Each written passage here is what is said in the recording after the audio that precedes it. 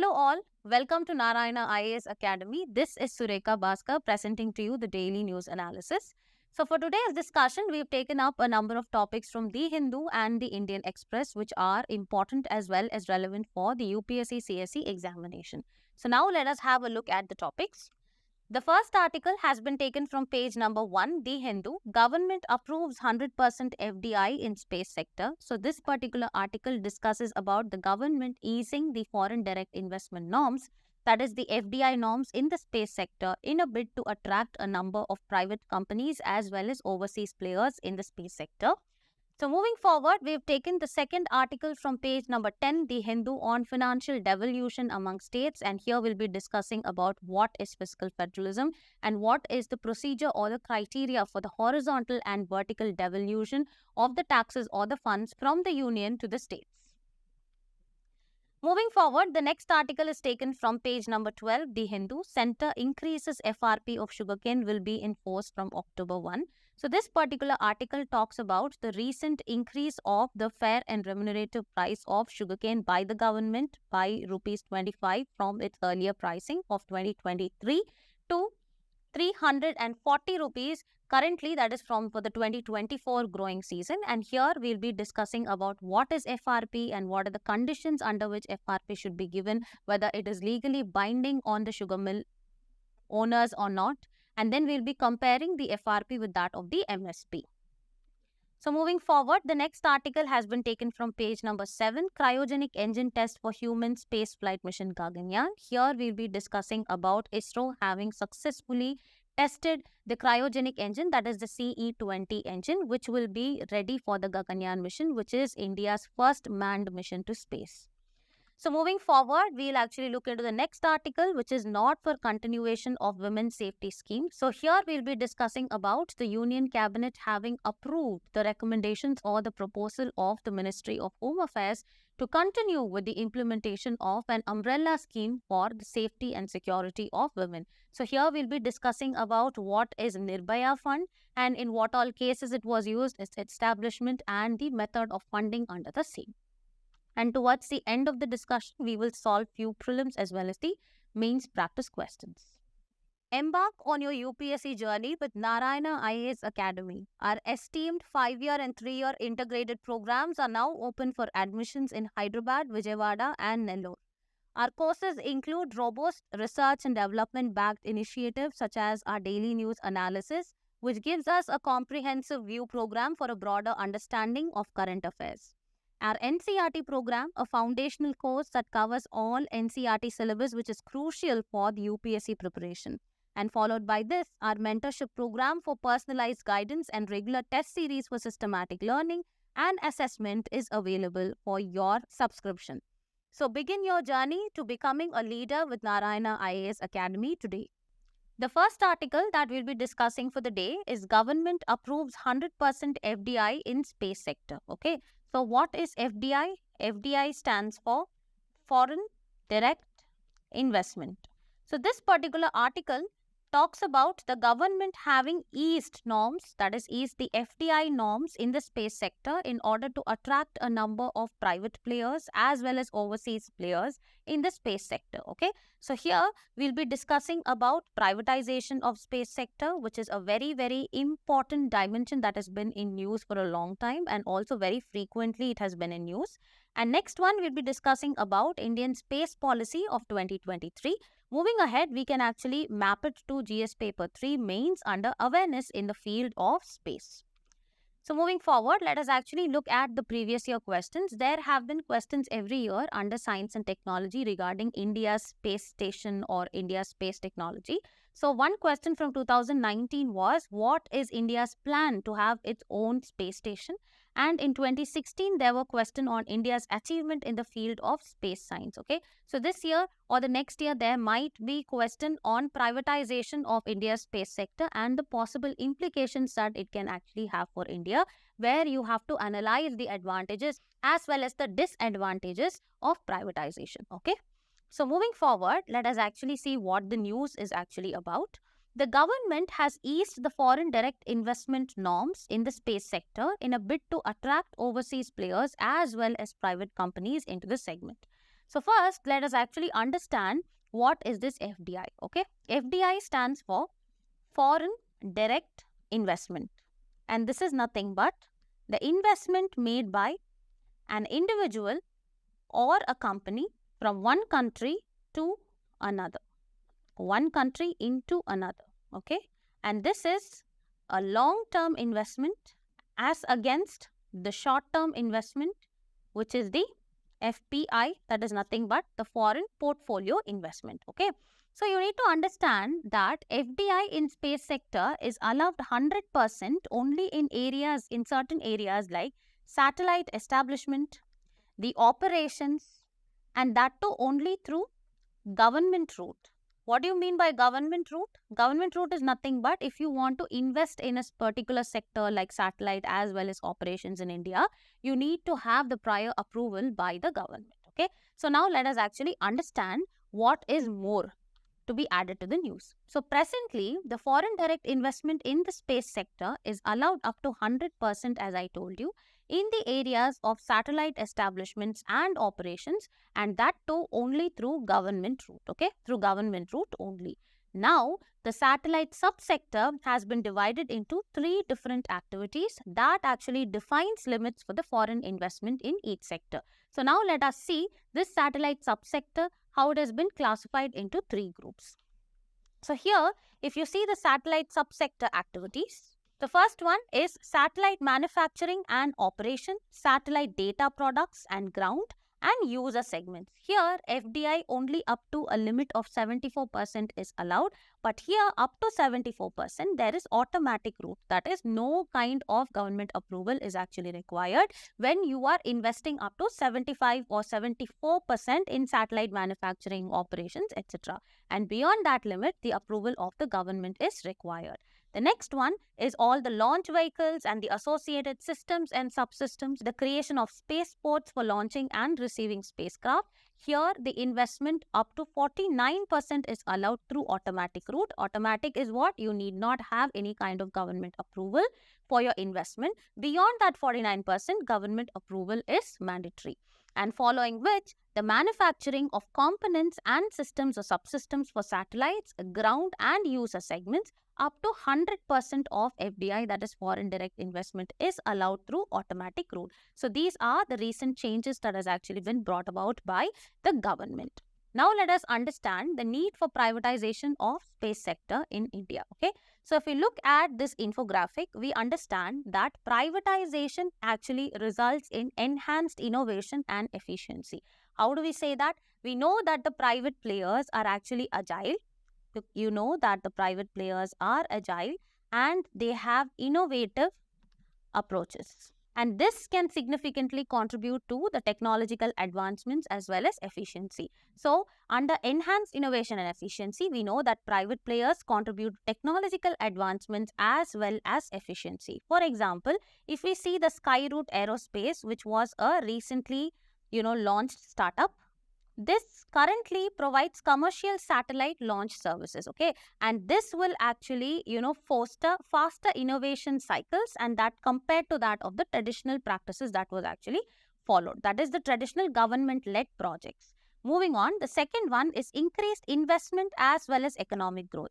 The privatization, that is when you actually attract more investments from overseas players, what happens is it attracts domestic as well as foreign investment into the space sector, and this will further boost the economic growth in the space sector, and potentially it will increase India's share in the global space economy. So currently we actually contribute only to 2%. That is, if you see this infographic, where US actually contributes around 40%, okay, of the global space economy. India contributes only 2%, and this is actually far less than the envisioned target of about 10%, okay.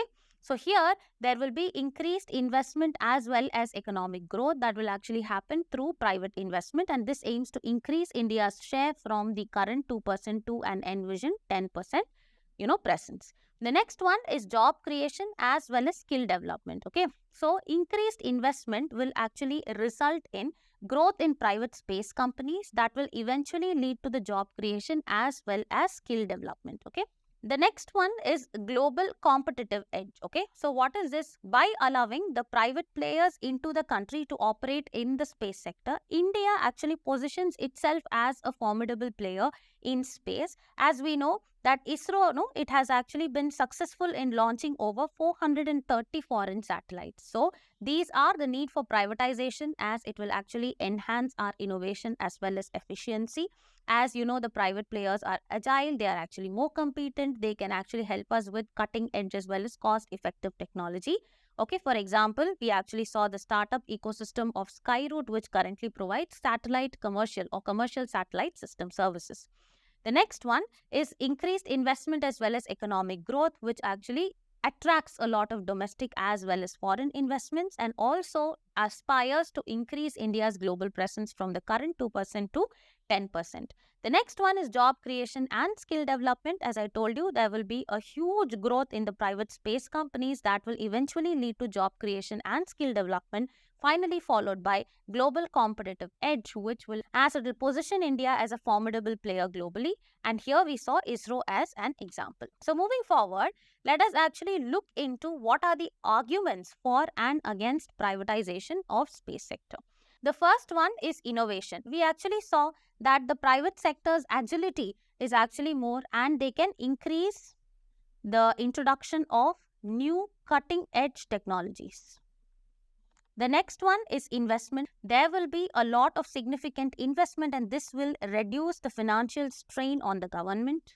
The next one is increased efficiency. This will lead to more cost effective and timely space missions. The next one is economic growth, where it will actually create a lot of jobs in the economy as well as stimulate economic growth in India.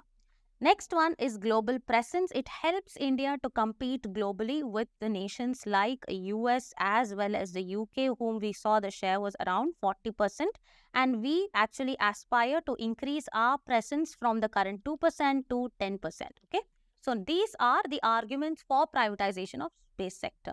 However, if we see what are the arguments against privatization of space sector, we can see that first is profit versus science. That is, there is a risk, that is, private entity may actually prioritize profits, and this will eventually sideline pure scientific approach. Moving forward, access and equity. So this kind of privatization could lead to monopolization and thereby equitable access to space opportunities is limited.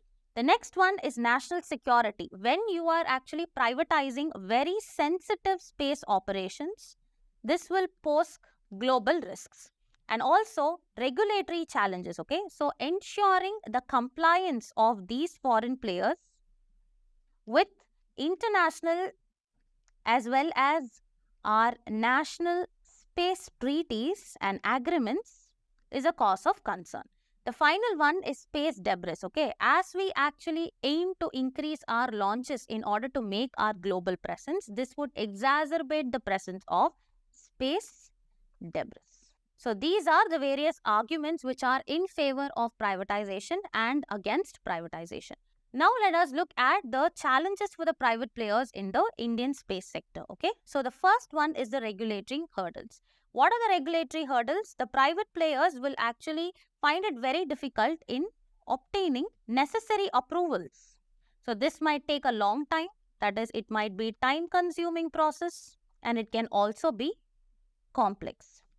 The next one is high initial investment. Okay, so space ventures actually require a huge initial investment, and also it requires lot of gestation period. So what is this gestation period? That is, the returns that you will actually get for your investment actually requires a long time, like a decade or a two, in order to reap the benefits of your investment and to gain profit. The next one is technological as well as infrastructural constraints. Okay, so developing the requisite technology for the launches without adequate support can be a difficult task for them. Then again, skilled workforce is actually difficult because there is a scarcity of skilled resources, especially in the field of advanced science and technology is less over here.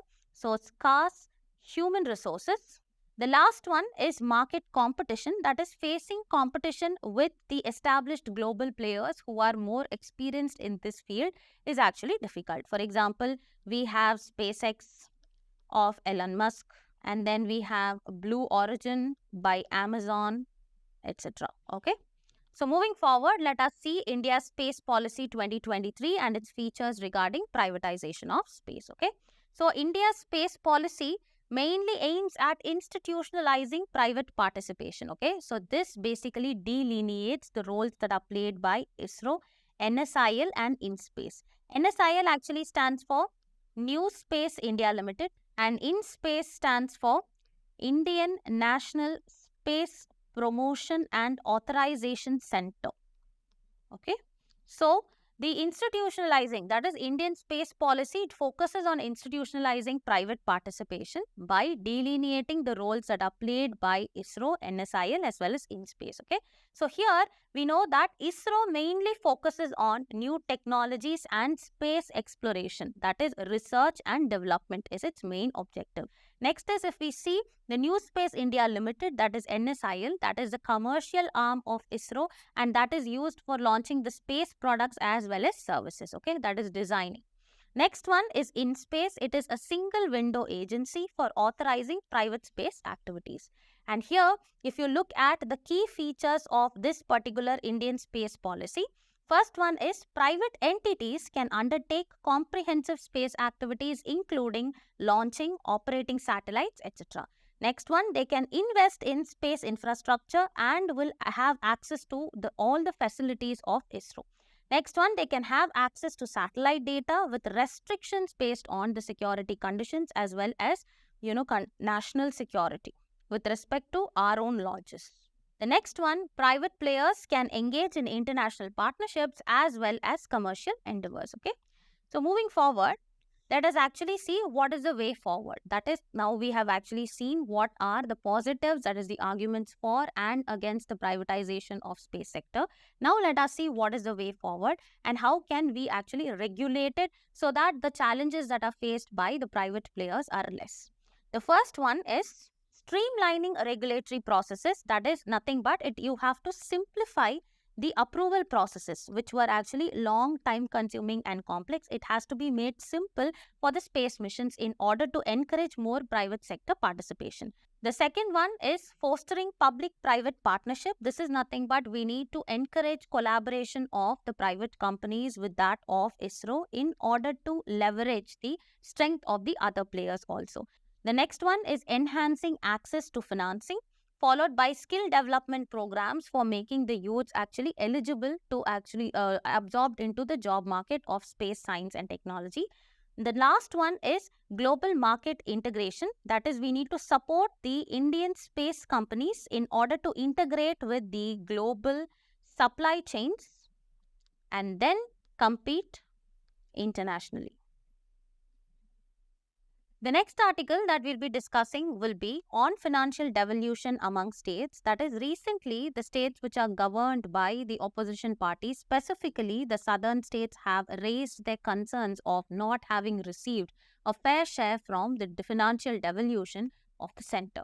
So here we will be discussing about what is financial devolution and also the concept of fiscal federalism, and this is actually important as we can map it to Indian polity for prelims as well as DS paper 2, issues and challenges pertaining to the federal structure, devolution of powers and finances for your mains examination.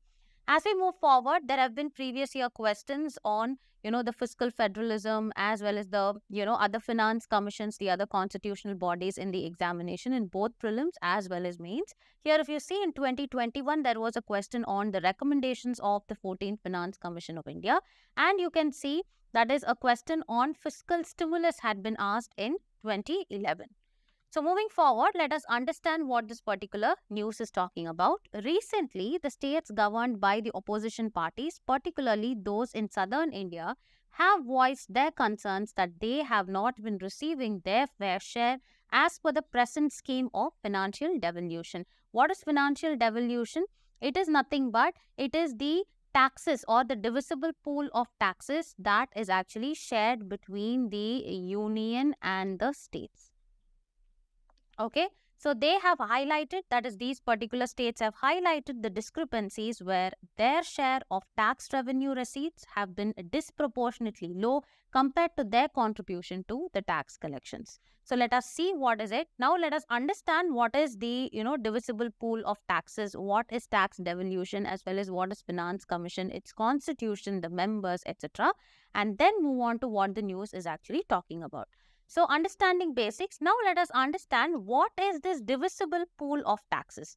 Divisible pool of taxes is nothing but it refers to the collection of taxes that are collected by the union government. Okay.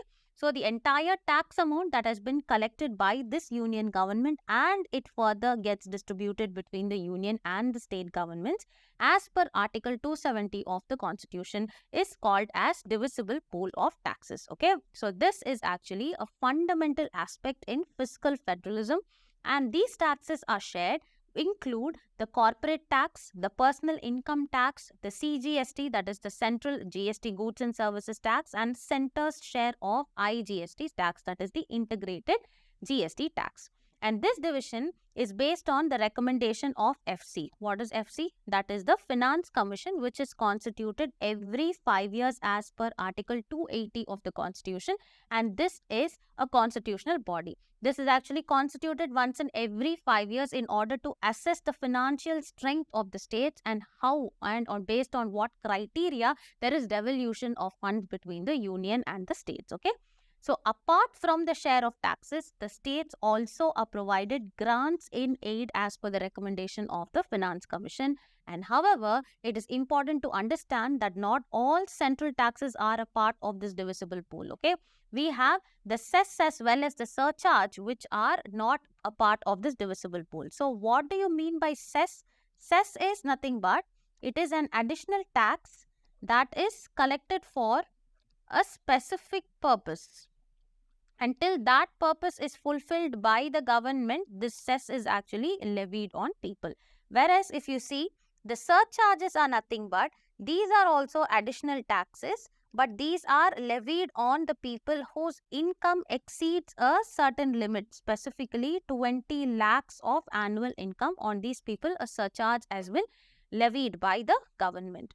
So this particular cess as well as the surcharges, they do not form a part of this divisible pool that we see. That is the amount that has to be devolved by the union towards the states, and it is fully retained by the center. And this causes a contention between the center and states regarding financial equity. So moving forward, let us understand what is the Finance Commission and what is the criterion or the basis on which it actually allocates the funds between the union and the center.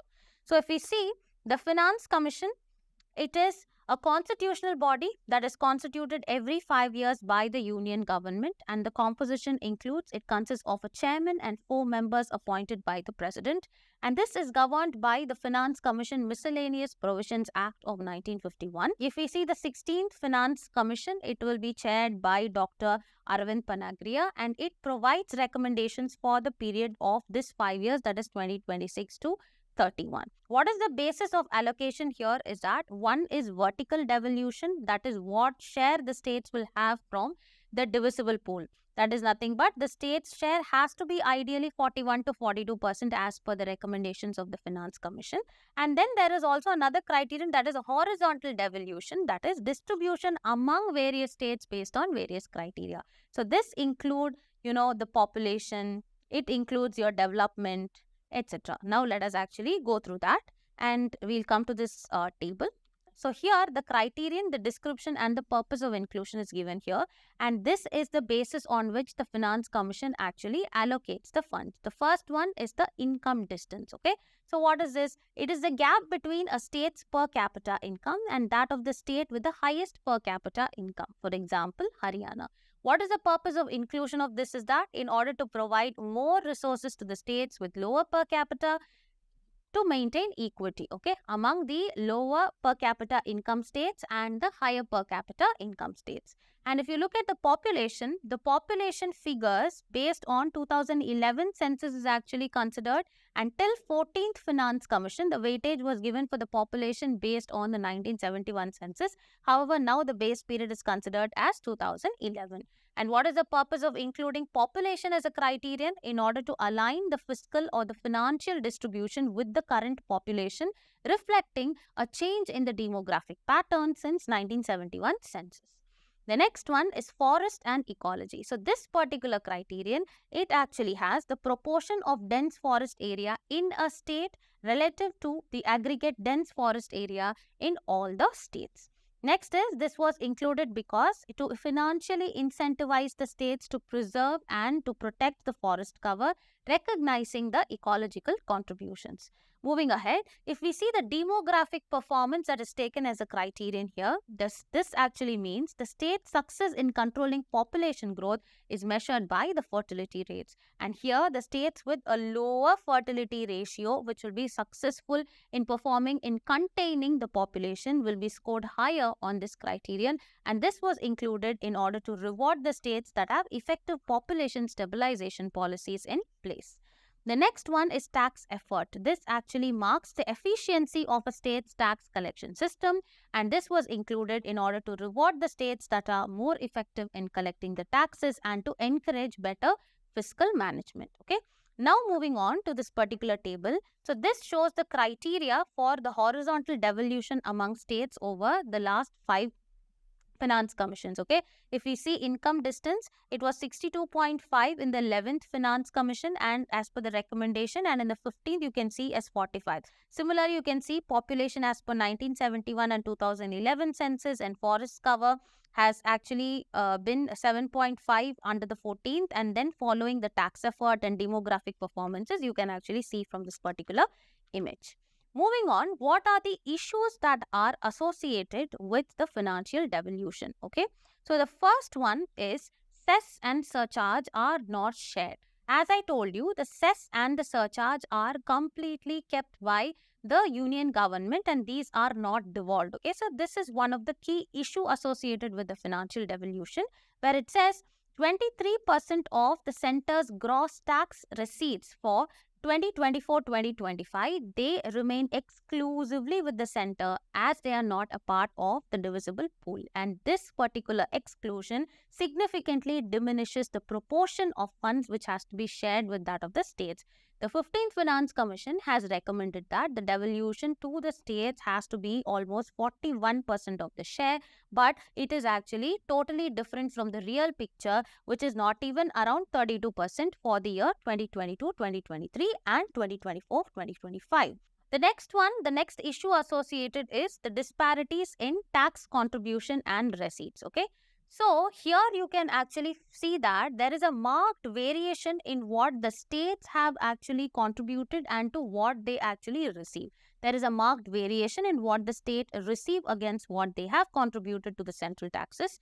And here you can see a discrepancy, that is, industrially developed states often receive less than a rupee for each rupee that they have contributed, which is a situation that contrasts sharply with other or the less developed states like UP as well as Bihar. And the factors contributing to this particular variation is that it is because many of the corporations are headquartered in the state capitals where they would remit their direct taxes. However, this variation can also be attributed to the differences in the GST collections among various states, and this you can actually see here in this particular image where the amount in rupee each state got for every rupee they contributed, whereas industrially developed states like Maharashtra, Karnataka and Haryana have been receiving lesser share when compared to the lesser developed states like UP as well as Bihar. So moving forward, the next one is the declining share for the southern states. Here you can see the percentage share in the divisible pool for the southern states have seen a decline over successive finance commissions, okay, attributed to a greater emphasis on the equity. The finance commissions actually say that there has to be a equity or income parity between a lesser developed and a developed state, okay, but the southern states feel that there has been a continuous decline over the successive finance commission because they actually aim or they focus more on the equity, that is the income distance, and need-based factors such as population, area as well as forest cover over efficiency. What does the efficiency mean? The efforts that they actually put for the demographic performance as well as the effort in order to collect or levy tax. So this you can actually see over here, the share of states in the divisible pool of taxes in the last finance commissions. You can see in case of Kerala, Karnataka, Tamil Nadu, etc. So their share has actually been significantly decreasing. So moving forward, what can be the effective way forward for enhancing effective fiscal federalism is that the first point is the expansion of divisible pool. That is, we have to include cess and surcharge in this divisible pool and also rationalize the tax slabs. Next one is increased weightage for efficiency. That is, greater weightage has to be given for efficiency in the horizontal devolution rather than focusing only on income as well as need-based factors like population, etc. The next one is consider GST contributions also as a criterion. Next one is formal state participation in finance commission is put forth as a way forward, where establishment of a formal structure for state participation should be there, and there has to be enhanced state involvement like similar to that of the representation in the GST council. And the last point is fiscal federalism and local bodies. We need to ensure that adequate resource devolution is given even to the local bodies like the panchayats as well as the municipalities, so that it promotes accountability and empowerment of local governance as well in the country for effective fiscal federalism. The next article that we'll be discussing about will be Center increases FRP of sugarcane, and that will be enforced from 1st of October 2024. So what is this FRP? FRP stands for Fair and Remunerative Price. Okay, so this particular article discusses about the government increasing this FRP by rupees 25 from the earlier 315 rupees to the current 340 rupees per quintal, okay, for the period of 2024-2025 season, and this has been the highest ever increase since 2014. Okay, so here we'll be actually discussing about what is FRP, that is fair and remunerative price, and how is it different from the minimum support price that is actually given by the government to the farmers. And also it is important to understand the rate of sugarcane production in India, its exports as well as imports. Moving on, we can actually map this to prelims, that is Indian economy, and then we can actually see it under GS paper 3 agriculture mains. So moving forward, we have a previous year question that was on the MSP as well with respect to that of cereals, pulses, oil seeds, etc. So any kind of policy regulation or any kind of pricing that has been increased or decreased by the government and what are its implication on agriculture becomes important point of discussion for your examination. So let's actually see what the news is all about. The government has increased the fair and remunerative price, that is the FRP, for the sugarcane growers by rupees 25 to rupees 340 per quintal for the 2024-25 growing season, marking the highest ever increase since 2014. So now let us understand what is this fair and remunerative price. So it is a government declared price that the sugar mills are generally obliged to pay to the farmers from whom they procure the sugar canes for further processing and production of sugar. Okay, so it is a government declared price that the sugar mills are legally obliged to pay farmers for the sugar cane procured from them. And this has actually replaced the statutory minimum price that was in existence till 2009. And this FRP actually ensures fair as well as timely compensation for the farmers. Okay. So what has been the determination or how it is actually determined and decided by which body is that? It is based on the recommendation of the Commission for Agriculture Cost and Prices, that is the CACP, and it has been announced by the Cabinet Committee on Economic Affairs, that is CCEA. Okay. So let us actually see the payment requirements, that is within how many days that the sugar mills are actually mandated to pay the FRP to the farmers. Okay. So according to the Sugarcane Control Order 1966, this mandates that the payment has to be done within 14 days of delivery. If not, it actually attracts an interest of up to 15% per annum. So moving forward, let us actually look at what are all the factors which are considered for announcing the FRP. Okay. The first one is the cost of production of sugarcane. So all these input costs such as the labor, water, fertilizers, etc. are considered in order to determine what will be your FRP, that is the fair and remunerative price.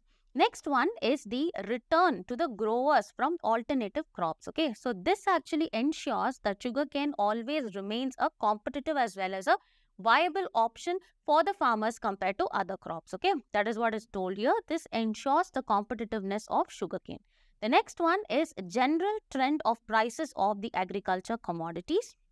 This is nothing but this reflects the broader market conditions which is actually affecting agriculture. So also based on the different market conditions, whether it's volatile and the prospect of sugarcane or the sugar price is going up or down, this particular FRP is being decided by the government. Next one is also depending on the availability of sugar to the consumers at a fair price. This actually balances the farmer compensation with the prices that is we as consumers will pay to consume sugar from the industry directly. The next one is the price at which the sugar produced from the sugarcane is sold by the sugar producers. That is, this considers the amount of revenue that will be generated from the sales of sugar. Moving on, the next point is recovery of sugar from sugarcane. The efficiency, that is, this talks about the efficiency of sugar extraction from the cane, which varies depending upon the technology as also with respect to that of the quality of the cane. Okay, so this is recovery of sugar from the sugarcane. Next one is the realization that is made from the sale of byproducts. Okay, so there are various byproducts of sugarcane, right, like molasses, bagasse, as well as press mud. So this includes the products that is of these particular products. Then this can actually add, whether these can add to the revenue of the mill or not. That is also taken into consideration. Next one is reasonable margins for the growers on account of risk as well as profits. Okay, so this actually ensures that the farmers are compensated for the risks that are associated and the efforts that they actually invest in the cultivation of sugarcane. So compensates the farmers for risk and effort. So these are all the different factors that are considered for announcing the FRP. Now moving forward, let us actually see how this particular fair and remunerative price is actually paid. So this FRP for sugarcane is based on the sugar's recovery from cane. Okay, so how much sugar that is actually produced from that particular or that amount of, that is 1 quintal, for example, of cane, how much sugar you are able to extract or produce. So sugar recovery is the ratio between the amount of sugar that is produced sugar by the cane that is crushed. This gives our sugar recovery as a percentage. Okay, so higher the recovery means that higher FRP and higher sugar production. Okay, and the FRP is also based on a basic recovery percentage as well as a set rate, that is a set base rate. So now let us actually look at an example. For example, in the 2022-2023 season, that is a growing season, FRP was actually 305 per quintal, and for this the basic recovery was fixed at 10.25%. Okay, so what happens is, this is actually your base rate. Okay, so I told you that the FRP is based on a basic recovery rate and a set base rate.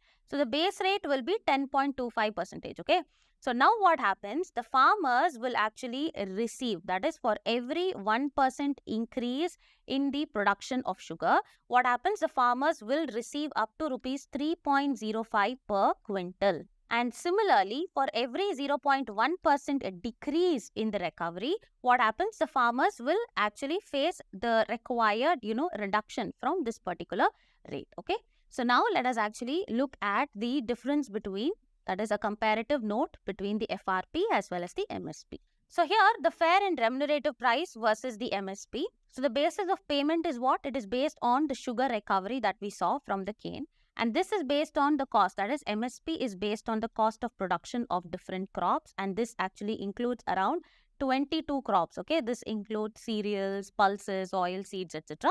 And what is the purpose of FRP? In order to ensure that farmers get a fair price for the sugarcane regardless of the profitability of the mill. That is, a particular mill, regardless of its profitability, they have to actually pay a particular amount to the farmers in the form of FRP. The next one, MSP, this guarantees farmers a minimum price for their produce to protect them against a sharp fall in the market prices. That is based on the volatility of the market conditions. And this is actually recommended by CACP and it is announced by CCEA. And this is also the same thing. It is recommended by the CACP, announced by the Cabinet Committee on Economic Affairs. And the crops covered include specific to sugarcane. FRP is provided to the farmers who actually cultivate sugarcane. Next one, this covers, as I told you, around 22 crops that include cereals, pulses, oil seeds, etc. And the payment timing should be within 14 days of cane supply. And here it has to be post-harvest procurement by the government agencies.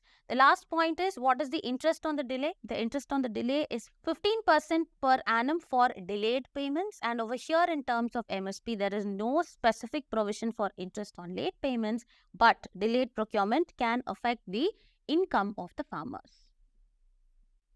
The next article that we'll be discussing about is cryogenic engine test for human space flight mission Gagan Yaan has been successful. So this particular article talks about ISRO have been completing the final round of ground qualification test for a particular type of cryogenic engine, which is CE-20 cryogenic engine. And ISRO has stated that this particular engine is now human tested for the Gagan Yaan mission. So what is the Gagan Yaan mission? It is India's first manned mission. That is India launching human beings. That is the first of its kind, launching human beings into space. So here we will actually understand what is CE-20 cryogenic engine and what is this GSLV Mark III. What are the different space missions so far where the CE-20 cryogenic engines have proved to be successful and viable. And this is actually important under prelims, that is current events of national and international importance, and followed by GS paper 3 mains, awareness in the field of space. So moving forward, there have been previous year questions with respect to the India satellite launch vehicle. So these kind of launches, that is all kind of launch vehicles, that is the polar satellite launch vehicle, the geosynchronous satellite launch vehicle, the different kinds of orbits like the low Earth orbit, the middle Earth orbit or the medium Earth orbit, all these are important for your examination. So moving forward, ISRO has actually completed the final round of ground qualification test for the CE-20 cryogenic engine and stated that the engine is now human rated for Gagan Yaan missions. So let us actually understand what is this particular CE-20 cryogenic engine. Okay, so it is a critical component of the cryogenic upper stage. We will understand what is this and how it is different from the solid as well as the liquid fuels. And this particular cryogenic upper stage will power the upper stage of the LVM-3. What is this LVM-3? LVM stands for Launch Vehicle Mark III. Okay, so this has been recently named, and the early name for this was GSLV Mark III. That is Geosynchronous Satellite Launch Vehicle Mark III has been renamed as Launch Vehicle Mark III. That is LVM-3. Okay. This particular CE-20 cryogenic engine has been designed and developed by the Liquid Propulsion System Center, which is a subsidiary of ISRO. It is one of the most powerful upper stage cryogenic engines in the world. Now let us actually understand. The picture that we see here is a launch vehicle. That is nothing but it is a geosynchronous satellite launch vehicle, GSLV Mark III, or these launch vehicles are also called as rockets in layman term. Okay, so these rockets actually are responsible for carrying the satellites which are called as the payloads in the uppermost ocean in order to launch them into respective satellites for space missions. Okay, so here will be your satellites that either have to be launched in the low Earth orbit or the medium Earth orbit or the geosynchronous orbits. Okay, so this particular rocket or the launch vehicle, they will actually have the solid stage fuels, that is the S200 stage strap-ons which are actually attached to the rocket here, and then we have the L110 stage. This is nothing but the liquid fuel engine. And finally, we actually have the C25, that is the cryogenic engine, which uses cryogenic fuel, that is nothing but preferably they use the liquid hydrogen which is preserved at a lower temperature. Okay, so that is what is mentioned here. It is a critical component of the cryogenic upper stage that powers the upper stage C25 that you can see here of the LVM3 vehicle. So moving forward, let us actually understand further about the CE20 cryogenic engine. It is the first cryogenic engine to incorporate a gas generator cycle. So what is this gas generator cycle? It is a type of rocket engine cycle that uses a small amount of propellant in order to get the maximum thrust possible. That is to power the pumps that feed the main combustion chamber. And this is a very efficient cycle, and it has been used in most of the world's powerful rockets such as Ariane 5, Falcon 9 and Long March 5. Okay, so you need to know what are these missions about. Next, the capacity is that it can generate a thrust of up to 186.36 kilonewton in vacuum. And this particular engine has already proven its reliability and its efficiency in consecutive launches of the LVM3 missions, which are Chandrayaan-2, Chandrayaan-3 as well as 2 commercial OneWeb missions. Moving forward, let us actually understand what are the cryogenic engines, okay?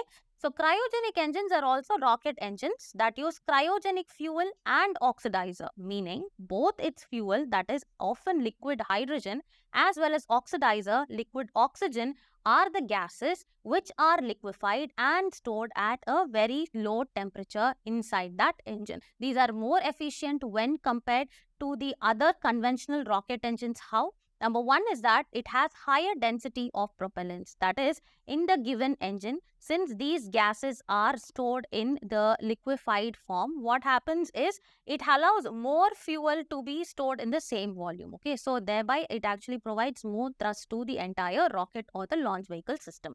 So the cryogenic temperatures increase the propellant's density, allowing more fuel to be stored in the same volume, which in turn produces more thrust for a given weight. And also it is environmentally friendly as they produce fewer emissions compared to conventional rocket engines. Now let us see the difference between the cryogenic engines as well as the conventional rocket engines. So the first one is that what is the fuel and the oxidizer both of them use is that the cryogenic engines use liquefied gases like liquefied hydrogen and oxygen, whereas the conventional rocket engines use non-cryogenic liquids or solids. If we see the efficiency, the cryogenic engines have higher efficiency due to higher density of cryogenic propellants, whereas in conventional rocket engines, they are lower efficiency compared to the cryogenic engines. If we see the environmental impact, we saw that they produce fewer emissions and this makes them more environmentally friendly, whereas here this is associated with more emissions. Okay. Now the complexity and cost. Here, there is a higher element of complexity and higher cost due to the need for cryogenic storage as well as handling. Okay, that is, the technological advancement or expertise is important here or it is required here. Whereas there is lower complexity and cost as they do not require cryogenic temperature management. That is what the conventional rocket engines. Finally, if we see the application, it is suitable for heavy lift missions and deep space exploration. Whereas if you see the conventional rocket engines, they often used for lower Earth orbit missions and payloads with less demanding requirements. So what is LVM3? Now let us actually understand what is geosynchronous satellite launch vehicle. Okay, Mark 3.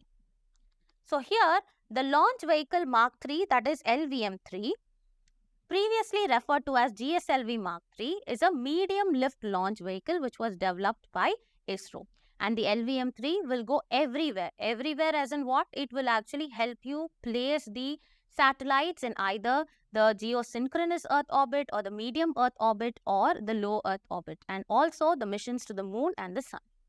Next, the stages is that it is a 3-stage launch vehicle which consists of 2 solid propellants. I told you that is the S200R, the solid propellant strap-ons on its sides, and core stage comprising of liquid, that is L110 liquid stage, and also a cryogenic stage, that is C25.